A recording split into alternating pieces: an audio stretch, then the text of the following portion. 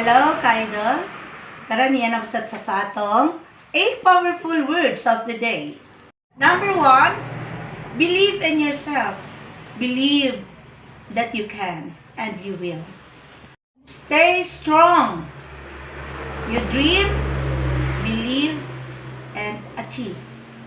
Number 3, never give up. A little progress each day adds up to big results. Number 4, be grateful. A grateful heart is a magnet for miracles. Number 5, work hard. Good things come to those who hustle.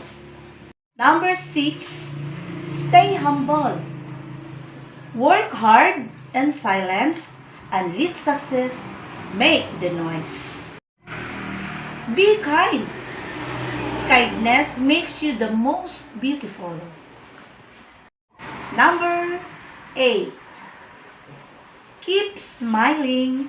Because of your smile, you make life more beautiful. Thank you and God bless us all.